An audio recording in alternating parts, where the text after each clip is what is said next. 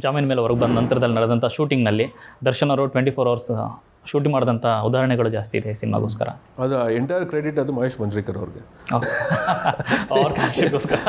ಯಾಕೆಂದರೆ ಅವರೇನೋ ಮುಂಬೈಗೆ ಅರ್ಜೆಂಟ್ ಹೋಗಬೇಕು ಅಂತ, ನನಗೆ ಅದರ ಅವಸರದಲ್ಲಿ ಶೂಟಿಂಗ್ ಮಾಡೋಕ್ಕೆ ಇಷ್ಟ ಆಗಲ್ಲ. ಅವ್ರು ಬಂದು ನನ್ನ ಕೇಳಿದರು, ಇಲ್ಲ ಸರ್ ನಿಮ್ಮ ಕಮಿಟ್ಮೆಂಟ್ ಇದೆ, ಡೇಟ್ಸ್ ಇದೆ, ಶೂಟಿಂಗ್ ಮಾಡಿಕೊಟ್ಬಿಟ್ಟು ನೀವು ಹೋಗಿ ಅಂತ ಹೇಳಿ ಕಳಿಸ್ಬಿಟ್ಟಿದ್ದೆ. ಅವರು ದರ್ಶನ್ ಅವ್ರು ಕೇಳಿಬಿಟ್ಟು ಹೋಗಿ ದರ್ಶನ್ ಅವ್ರನ್ನ ರಿಕ್ವೆಸ್ಟ್ ಮಾಡಿ, ಪ್ಲೀಸ್ ಪ್ರಕಾಶ್ ಅವ್ರು ಹೋಗ್ತಾ ಇಲ್ಲ, ನೀವೊಂದು ಮಾತು ಹೇಳಿ, ನಾನು ಅರ್ಜೆಂಟ್ ಹೋಗಲೇಬೇಕು ಅಂತ. ಸೊ ದರ್ಶನ್ ಅವ್ರು ಬಂದು ಇಲ್ಲಿ ಯಾಕೆ ನಾನು ಹೇಳಿದೆ ತುಂಬ ಕಷ್ಟ ಆಗುತ್ತೆ, ಹೆವಿ ಸೀನ್ಸ್ ಇದೆ ಅಂತ. ಇಲ್ಲ ನಾನು ಮಾಡ್ತೀನಿ, ಮಾಡೋಣ ಪರವಾಗಿಲ್ಲ ಅಂತ ಹೇಳಿ 24 ಅವರ್ಸ್ ಮಾಡಿದ್ರು. ಅವರು ಬೆಳಗ್ಗೆ ಮುಗೀತು, ಅವ್ರು ಟಾಟಾ ಬಾಯ್ ಬಾಯ್ ಹೇಳ್ಬಿಟ್ಟು ಫ್ಲೈಟ್ಗೆ ಹೋದರು. ಸರ್ ಆ ಬೆನ್ನೋವಲ್ಲೂ ಕೂಡ ಯಾಕಂದರೆ ಒಂದಷ್ಟು ವೀಡಿಯೋಗಳು ವೈರಲ್ ಆಗಿ ಸಿಕ್ಕಾಪಟ್ಟೆ.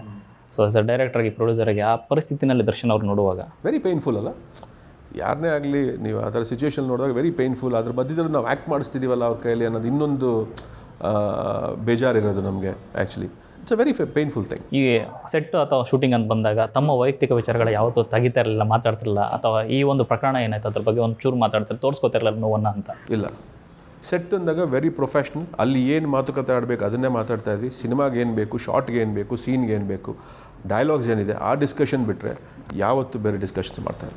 ನೀವು ಕೇಳ್ತಾ ಇರಲಿಲ್ಲ? ಕೇಳಬಾರ್ದು ಅಲ್ಲ, ಬಿಕಾಸ್ ನಾವು ಇರೋದು ಸೆಟ್ಟಲ್ಲಿ, ನಾವು ಮಾಡ್ತಿರೋದು ಕೆಲಸ. ಸೊ ಅದನ್ನು ನಾವು ಮುಗಿಸ್ಕೊಡ್ಬೇಕು ಆ್ಯಕ್ಚುಲಿ. ಸೊ ಅದನ್ನು ಆ ಕಮಿಟ್ಮೆಂಟಲ್ಲಿ ಅವ್ರು ಬಂದಿದ್ದಾರೆ.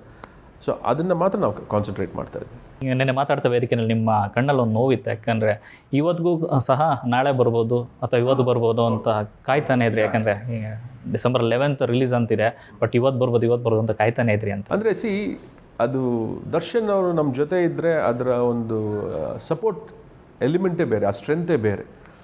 Not just as an actor, as a person, the way he is actually. So ಅವರು ಏನಂದರೆ ಪರಲ್ಲ ಬಿಡಿಸಿನ ಯಾಕೆ ನೋಡೋಣ ಬಿಡೋಣ, ಅವ್ರು ಒಂದು strong support system Darshan actually. And ನೀವು ಯಾರೇ ಏನೇ ನನಗೇನೋ ಇದೊಂದು ವಿಷಯ ಏನೋ ಇದಾಗಬೇಕು ಅಂತ ಕೇಳಿದ್ರೆ ಅವ್ರು ಇಲ್ಲ ಅಂತಲೇ ಹೇಳಲ್ಲ, ಆಗಲ್ಲ ಅಂತ ಹೇಳಲ್ಲ, ಇಲ್ಲ ಅಂತ ಹೇಳಲ್ಲ. ಅವ್ರು ಆ ಕೆಲಸ ಮಾಡಿರ್ತಾರೆ, ಅದು ಮಾಡಿರೋದು ಗೊತ್ತಿರಲ್ಲ ಯಾರು ಆ್ಯಕ್ಚುಲಿ. ಆ ಥರ ವ್ಯಕ್ತಿ ದರ್ಶನ್ ಬೇಸಿಕ್ಲಿ. ಸೊ ಅವ್ರಿಲ್ಲ ಅನ್ನೋದು 100% ಕಾಡುತ್ತೆ. ಭೇಟಿಯಾಗಿ ಹೋಗಿದ್ರೆ ಸರ್ ಆ ಸಿನಿಮಾದ ರಿಲೀಸ್ ಡೇಟ್? ಇದಕ್ಕೆ ಮುಂಚೆ ನಾನು ಆಲ್ರೆಡಿ 1-2 ಸಲ ಹೋಗಿ ಭೇಟಿ ಮಾಡಿದ್ದೀನಿ. ಆಗಲೂ ಕೂಡ ಅಷ್ಟೇ, ಬರೀ ಸಿನಿಮಾ ಬಗ್ಗೆನೇ ಅವ್ರು ಕೇಳೋದೇ ಇಷ್ಟು. ಆ್ಯಕ್ಚುಲಿ ನೀನು ನೋಡ್ತಾ ಇದೆಯಲ್ಲ ಇವಾಗ ಸಿನಿಮಾನ, ಮ್ಯೂಸಿಕ್ ಆಗ್ತಿದೆ, ಎಲ್ಲ ಕಂಪ್ಲೀಟ್ ಒಂದು ಪ್ರಾಸೆಸ್ ಫಿನಿಶ್ ಆಗ್ತಾ ಇದೆಯಲ್ಲ, ನಿನಗೆ ಇಷ್ಟ ಆಗ್ತಿದೆಯಾ, ನೀನು ಅಂದ್ಕೊಂಡು ಹಾಗೆ ಬಂದಿದೆಯಾ, ನೀನು ಅಂದ್ಕೊಂಡಾಗ ನಾನು ಮಾಡಿದ್ದೀನಾ, ಆ್ಯಕ್ಚುಲಿ ನೀನೇನು ತಲೆ ಕೆಡಿಸ್ಕೊಳ್ಬೇಡ. ನನ್ನ ಸೆಲೆಬ್ರಿಟೀಸು ಆಮೇಲೆ ಸಿನಿಮಾ ಇಷ್ಟಪಡೋರು ಖಂಡಿತವಾಗ್ಲೂ ಅದನ್ನು ನೋಡ್ತಾರೆ, ಗೆಲ್ಸ್ಕೊಡ್ತಾರೆ, ನೀನೇನು ಟೆನ್ಷನ್ ಆಗಬೇಡ, ಆರಾಮಾಗಿ ರಿಲೀಸ್ ಮಾಡೋಣ, ಇಷ್ಟೇ ಮಾತಾಡೋದು. ಸರ್ ಎಲ್ಲೋ ಒಂದು ಕಡೆ ಹಾಗೆ ಗಳ್ಳೆನಾಗೆ ಚಿಕ್ಕ ಬಾಲ್ಯದಿಂದ ನೋಡ್ಕೊಂಡು ಬಂದಿದ್ರಿ. ಸೊ ಇವತ್ತಿಗೆ ದರ್ಶನ್ ಅವ್ರು ಇರುವಂಥ ರೀತಿ, ಅವ್ರು ನೊಂದು ಬಂದಂಥ ಬಗೆ ಹೇಗೆ ಕಾಡುತ್ತೆ ಸರ್? ಇವತ್ತು ಅವರು ಬೇರೆಲ್ಲೋ ಇದ್ದಾರೆ ಅನ್ನೋದು ತುಂಬ ನೋವು ನಿಮಗೂ ಕಾಡ್ತಾ ಇರುತ್ತೆ ಒಂದ್ಸರಿ ನೆನೆಸ್ಕೊಂಡಾಗ ದರ್ಶನ್ ಅವರ ಜರ್ನಿ. ಈಗಲೂ ಕೂಡ ಅವ್ರು ಹಾಗೇನೆ ನಮ್ಮ ಜೊತೆ, ಬೇರೆ ಏನು ಚೇಂಜಸ್ ಇಲ್ಲ. ನಾನು ಯಾವತ್ತೂ ದರ್ಶನ್ದು ಸ್ಟಾರ್ ನನ್ನ ಪಕ್ಕದಲ್ಲಿ ನಾನು ಕೂತಿರೋದು ನಾನು ನೋಡೇ ಇಲ್ಲ ಆ್ಯಕ್ಚುಲಿ. ಹಿಂಸೆ ಮಾಡಿ ಬಿರಿಯಾನಿ ಜಾಸ್ತಿ ಆಗ್ತಾರೋ ಅನ್ನೋದು ಬಿಟ್ಟರೆ ಮಿಕ್ಕಿದ್ದೆಲ್ಲ ದೇರ್ ಇಸ್ ನೋ ಡಿಫ್ರೆನ್ಸ್ ದರ್ಶನಲ್ಲಿ. So is always the same. ಅವ್ರ ಆ ಬಿಹೇವಿಯರೇ ಇಲ್ಲ ಅವ್ರಿಗೆ actually. So I have never seen that star Darshan. ನಮ್ಮ ಜೊತೆ ಅವರು ಅವಾಗ ಹೇಗಿದ್ರು ಈಗಲೂ ಹಾಗೆ ಇದ್ದಾರೆ. ಹಾಗಾದರೆ ಹಿಂದೆಂದು ನೋಡಿರೋಂಥ ದರ್ಶನ್ ಅವ್ರನ್ನ ನೀವು ಕ್ರಿಯೇಟ್ ಮಾಡಿಕೊಟ್ಟಿದ್ರೆ ಹಾಗಾದರೆ ಡೆವೆಲ್ ಮೂಲಕ? ಸಿನಿಮಾ ಕ್ರಿಯೇಟ್ ಮಾಡಿಕೊಟ್ಟಿದ್ದೆ, ಸ್ಕ್ರಿಪ್ಟ್ ಕ್ರಿಯೇಟ್ ಮಾಡಿಕೊಟ್ಟಿದ್ದೆ. ನೋಡೋಕ್ಕೆ ತುಂಬ ಖುಷಿ ಆಗುತ್ತೆ. ಎಂಟೈರ್ ಡೆಫಿನೆಟ್ಲಿ ಅವ್ರ ಸೆಲೆಬ್ರಿಟೀಸ್ಗಂತೂ ಹಬ್ಬನೇ. ಅದು ಬಿಟ್ಟು ಸಿನಿಮಾ ನೋಡೋಕ್ಕೆ ಇಷ್ಟಪಡೋ ಪ್ರತಿಯೊಬ್ಬ ಕನ್ನಡ ಚಿತ್ರ ರಸಿಕರಿಗೂ ಒಂದು ಒಳ್ಳೆ ಸಿನಿಮಾ ಆ್ಯಕ್ಚುಲಿ. ಒಂದು ಕ್ಯಾರೆಕ್ಟರ್ ಅಂತ ಬಂದಾಗ ಆ ಬರವಣಿಗೆಯನ್ನು ಭಾಳ ಖುಷಿ ಕೊಡುತ್ತೆ ಸರ್. ಅದರಲ್ಲೂ ಇಂಥ ಸ್ಟಾರ್ ಅಂತ ಸಿಕ್ಕಿದಾಗ ದರ್ಶನ್ ಅಂತವರು ಇನ್ನೂ ವೇಗ ಜಾಸ್ತಿನೇ ಇರುತ್ತೆ ಅಂತ. ಹೌದು ಹೌದು ಹೌದು ಹೌದು ನಮಗೊಂಥರ ಇನ್ನೂ ಖುಷಿ ಆಗುತ್ತೆ.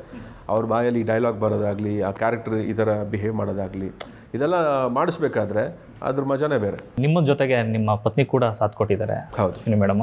ಸೊ ಕಾಸ್ಟ್ಯೂಮಲ್ಲೂ ಕೂಡ ಒಂದಷ್ಟು ಕಥೆಗಳು ಹೇಳ್ತಾರೆ. ಯಾಕಂದರೆ ಒಂದು ಚಕ್ರವರ್ತಿ ಸಿನಿಮಾದ ಒಂದು ಟೈಟಲ್ ಟ್ರ್ಯಾಕ್ ಇದೆ, ಅದರಲ್ಲಿ ಪ್ರಾಣಿಗಳು ಒಂದಷ್ಟು ಹೋಲಿಕೆ ಮಾಡಿ ಮಾತಾಡುವಂಥ ಒಂದಿದು ಇಲ್ಲಿ ಕಾಸ್ಟ್ಯೂಮಲ್ಲೂ ತೋರಿಸ್ಕೊ ಬರ್ತಾರೆ ಸರ್. ಎಲ್ಲೋ ಒಂದು ಕಡೆ ಚೀತಾ ಇರುವಂಥದ್ದು ಒಂದು ಕಾಸ್ಟ್ಯೂಮ್ ಆಗಲಿ, ಈ ಥರ ಬ್ಲ್ಯಾಕಲ್ಲಿ ಒಂದು ಕೋಬ್ರಾ ಆಗಲಿ ಅಥವಾ ಆನೆ ಆಗಲಿ, ಇದೆಲ್ಲವನ್ನು ಸಿಂಬಾಲಿಕ್ ಆಗಿ ತೋರಿಸಿರುವಂಥದ್ದು ಆ ಕ್ಯಾರೆಕ್ಟರ್ ಬಗ್ಗೆ. ಇಲ್ಲ, ಆ ಕ್ಯಾರೆಕ್ಟರ್ ಸ್ಟೈಲ್ ಅದು ಬೇಸಿಕ್ಲಿ, ಕ್ಯಾರೆಕ್ಟರ್ ಸ್ಟೈಲ್ ಅದು. ಆ್ಯಂಡ್ ತಶ್ವಿನಿ ಅವರು ಬೇಸಿಕ್ಲಿ ಟೆಲಿವಿಷನ್ ಪ್ರೊಡಕ್ಷನ್ ಹೌಸ್ ನೋಡ್ಕೊಳ್ತಿದ್ರು ಪಾಪ. ಅವರು ಸುಮ್ಮನೆ ಸ್ವಲ್ಪ ಸಪೋರ್ಟ್ ಸಿಸ್ಟಮ್ಗೆ ಅಂತ ಬಂದಿದ್ದು ಸಿನಿಮಾಗೆ, ಬಟ್ ತುಂಬ ಹೆವಿ ಆಗಿದ್ದ ಕಾರಣ ಅವರು ಪ್ರತಿ ಹೆಜ್ಜೆಲೂ she had to work with us. And definitely ಅವ್ರು ಆ ಕೆಲಸ ನನಗೆ ಮಾಡಿಕೊಡ್ಬೇಕು ಅಂದರೆ ಮನೆಯಲ್ಲಿ ನಮ್ಮ ತಾಯಿ ಅಷ್ಟು ಸ್ಟ್ರಾಂಗಾಗಿ ನಿಂತರು. ಯಾಕಂದರೆ ಮಕ್ಕಳನ್ನ ನೋಡ್ಕೊಳ್ಬೇಕು, ಮನೆ ಅದನ್ನೆಲ್ಲ ಅವ್ರು ನಿಭಾಯಿಸ್ತಾಯಿದ್ರು. ಆ್ಯಂಡ್ ನನ್ನ ಸಿಸ್ಟರ್ಸ್ ಆಗಲಿ, ಕಸಿನ್ ಸಿಸ್ಟರ್ಸ್ ಆಗಲಿ, ಸೊ ಪ್ರತಿಯೊಬ್ಬರು ಅವ್ರವ್ರ ಇದರಲ್ಲಿ ನಮಗೆ ಸಪೋರ್ಟ್ ಮಾಡಿದ್ದಾರೆ. ಸೊ ಆ್ಯಂಡ್ ಡೆಫಿನೆಟ್ ಆಮೇಲೆ ಕಾಸ್ಟ್ಯೂಮ್ಸ್ ಕೂಡ ಅಷ್ಟೇ. ಆ ಕ್ಯಾರೆಕ್ಟರ್ನ ನಾವು ಸ್ಕೆಚ್ ಮಾಡಿದಾಗ ಹೇರ್ ಸ್ಟೈಲಿಂದ ಹಿಡಿದು ಹೀಗೆ ಇರಬೇಕು ಅಂತ ನಾವು ಮಾತಾಡಿದಾಗ ಅಗೇನ್ ಚೇತನ್ ಅಂತ ಒಬ್ಬರು ಕಾಸ್ಟ್ಯೂಮ್ ಡಿಸೈನರ್ ಅವ್ರ ಜೊತೇಲಿ ಡಿಸೈನ್ ಮಾಡಿ ಆ್ಯಕ್ಚುಲಿ ಅದು ಕಂಪ್ಲೀಟ್ ಜವಾಬ್ದಾರಿನ ತಶ್ವಿನಿ ತೊಗೊಂಡು ಇಟ್ ಹ್ಯಾಪನ್. ಸರ್ ನೀವು ಕೂಡ ಅಷ್ಟೇ ಸಿನಿಮಾವನ್ನು ಲೈಫನ್ನು ತುಂಬ ಚಾಲೆಂಜಿಂಗ್ ಆಗಿ ತೊಗೊಂಡಿರುವಂಥ ಡೈರೆಕ್ಟರ್ ಅಂತ ಅನ್ಸುತ್ತೆ ಸರ್. ಯಾಕಂದರೆ ಪ್ರತಿ ಹಂತದಲ್ಲೂ ನಿಂತಿದೆ. ಯಾಕಂದರೆ ಎಷ್ಟೋ ಸರಿ ನಾವೇ ಸಿನಿಮಾ ವಿಚಾರವಾಗಿ ಕಾಲ್ ಮಾಡಿದಾಗ ಸರ್ ಏನಾದ್ರು ಸಮಸ್ಯೆ ಏನಾದ್ರು ಇದು ಅಂದಾಗ ಯಾವತ್ತೂ ಕೂಡ ನೊಂದ್ಕೊಂಡು ಹೇಳಿದ್ದಲ್ಲ, ಅಥವಾ ಫೈನಾನ್ಸ್ ವಿಚಾರದಾಗಲಿ ಅಥವಾ ಬಂಡವಾಳದ ವಿಚಾರ ಅಂತ ಬಂದಾಗ ಯಾಕೆ ಪ್ರೊಡ್ಯೂಸರ್ ಆಗಿರೋದು ಎಲ್ಲವೂ ಇದ್ದೇ ಇರುತ್ತೆ. ಎಲ್ಲೂ ಕೂಡ ಒಂದು ಇಷ್ಟು ಒಂದಿಂಚು ಕೂಡ ತೋರಿಸ್ಕೊಂಡಿಲ್ಲ, ಅಥವಾ ಸಿನಿಮಾ ಕಷ್ಟ ಐತೆ ಅಂತ ಎಲ್ಲೂ ಕೂಡ ಹೇಳಿಲ್ಲ. ಜನ ಇದ್ದಾರೆ, ಕನ್ನಡ ಅಭಿಮಾನಿಗಳಿದ್ದಾರೆ, ಸಿನಿಮಾ ರಸಿಕರಿದ್ದಾರೆ ಅಂತಲೇ ಹೇಳ್ತಾ ಇದ್ದೆ ಅವರು. ಹೌದು, ನಮ್ಮ ಮನೆ ಕಷ್ಟನ ನಾವು ಇನ್ನೊಬ್ರಿಗೆ ಹೇಳ್ಕೋಬಾರ್ದು, ಸಿಂಪಲ್ ಅಷ್ಟೇ. ಅಂದರೆ ಈಗ ಸಿನಿಮಾ ಬಡ್ಜೆಟ್ ಆಗಲಿ ಅದಾಗಲಿ ಇದಾಗಲಿ ಇದು ಯಾವುದು ನಿಮಗೆ ಆಡಿಯನ್ಸ್ಗೆ ಮ್ಯಾಟ್ರ್ ಆಗಲ್ಲ. ಅವ್ರಿಗೆ ಈ ಪೋಸ್ಟರ್ ನೋಡಿದಾಗ ಏನೋ ಒಂದು ಕಾಣಿಸ್ಬೇಕು. ಆ್ಯಕ್ಚುಲಿ ಆ ಕಾಣಿಸಿದಾಗ ಅದು ಅವ್ರನ್ನ ಆ್ಯಕ್ಚುಲಿ ಅದು ಈಗ ನಮ್ಮನ್ನ ಒಂದು ಕತೆ ಹೇಗೆ ಶೂಟಿಂಗ್ ತನಕ ಕರ್ಕೊಂಡು ಹೋಗುತ್ತೋ ಅವ್ರು ನೋಡೋ ಒಂದು ಝಲಕ್ ಆಗಿರ್ಬೋದು, ಒಂದು ಟೀಸರ್ ಆಗಿರ್ಬೋದು, ಒಂದು ಟ್ರೈಲರ್ ಆಗಿರ್ಬೋದು, ಅವ್ರಿಗೆ ಅದು ಇದನ್ನ ನಾನು ಥಿಯೇಟ್ರಲ್ಲಿ ಹೋಗಿ ನೋಡಬೇಕು ಅನ್ನೋ ಅಷ್ಟು ಅದು ಒಂದು ಇನ್ಸ್ಪೈರ್ ಮಾಡಬೇಕು ಅವ್ರನ್ನ. ಆವಾಗಲೇ ಅವರು ಬಂದು ಸಿನಿಮಾನ ನೋಡೋದು ಆ್ಯಕ್ಚುಲಿ. ಯಾಕೆಂದರೆ ಪ್ರತಿಯೊಬ್ಬರು ನಿಮಗೆ ಚಿಕ್ಕ ಸಿನಿಮಾ ಅಂತ ನಾವೇನು ಹೇಳ್ತೀವಿ ಅಲ್ಲಿಂದ, ಯಾಕಂದ್ರೆ ನಾನು ಖುಷಿ ನಾನು ರಿಲೀಸ್ ಮಾಡ್ತಿದ್ದಾಗ ಎಷ್ಟೋ ಜನ ಹೇಳಿದ್ರು ಇದೊಂದು ಚಿಕ್ಕ ಸಿನಿಮಾ ಅಂತ ಹೇಳ್ತಿದ್ರು ಆವಾಗ. ಸೊ ಅಲ್ಲಿಂದ ಇಲ್ಲಿ ತನಕ ಜರ್ನಿ ಅದು ದುಡ್ಡೇ, ಇದು ದುಡ್ಡೇ, ಓಕೆನಾ. ಸೊ ಕ್ವಾಂಟಮ್ ಬೇರೆ ಆಗಿರ್ಬೋದು, ಅಲ್ಲೂ ಅಷ್ಟೇ ಶ್ರಮ ಇತ್ತು, ಇಲ್ಲೂ ಅಷ್ಟೇ ಶ್ರಮ ಇದೆ. ಆ್ಯಂಡ್ ಅಲ್ಲೂ ನಾವು ಕಷ್ಟಪಟ್ಟು ಒಂದು ಒಳ್ಳೆ ಸಿನಿಮಾ ಮಾಡಬೇಕು ಅಂತಲೇ ಉದ್ದೇಶ ಇಟ್ಕೊಂಡು ಹೊರಟಿದ್ದು, ಇಲ್ಲೂ ಅದೇ ಉದ್ದೇಶದಲ್ಲೇ ಹೊರಟಿರೋದು. ಸೊ ಅದು ಜನಕ್ಕೆ ಮುಟ್ಟಿದ್ರೆ ಖಂಡಿತ ಅವ್ರು ಬಂದು ಸಿನಿಮಾ ನೋಡ್ತಾರೆ, ಗೆಲ್ಸ್ಕೊಡ್ತಾರೆ.